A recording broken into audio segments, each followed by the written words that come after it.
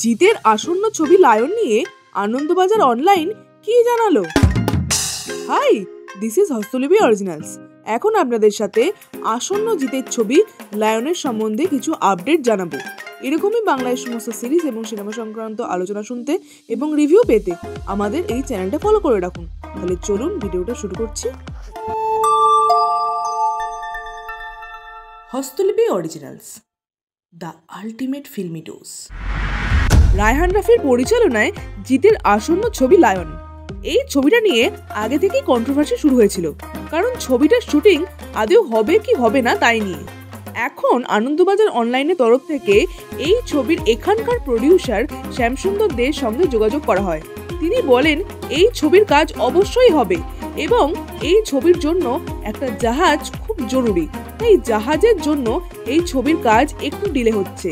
তবে এই ছবির কাজ 2025 জানুয়ারি মাস থেকে শুরু হয়ে যাবে। ডিরেক্টর এবং প্রডিউসাররা সবসময় আলোচনা করছেন তাদের এই ছবির জন্য একটা জাহাজ দরকার, কারণ আমরা জানি এই ছবিতে সমুদ্রের ওপর প্রচুর অ্যাকশন সিন আছে। প্রডিউসার এই ছবি সম্বন্ধে আরও বেশ কিছু আপডেট দিয়েছেন। তিনি বলেছেন জিতের পাশাপাশি এই ছবিতে ডিরেক্টর আরও 3 জনের নাম সাজেস্ট করেছেন: আফরান নিশো, চঞ্চল চৌধুরী এবং শরীফুল রাজ। প্রাথমিকভাবে আফরান নিশোকে বেশি এগিয়ে রাখছেন তিনি।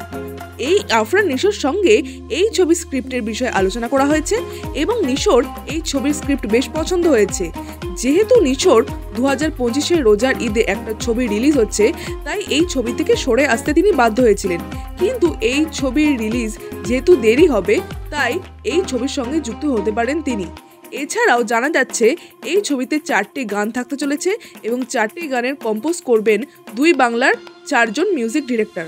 সম্ভবত অরিজিৎ সিং একটি গান গাইবেন, এমনটাই ইচ্ছা এই ছবির ডিরেক্টরের। তাই প্রোডাকশন হাউস থেকে অরিজিৎ সিং এর সঙ্গে যোগাযোগ করার চেষ্টা হচ্ছে। যদি তার শিডিউল ফাঁকা থাকে তাহলে তিনি এই ছবিতে গান গাইবেন।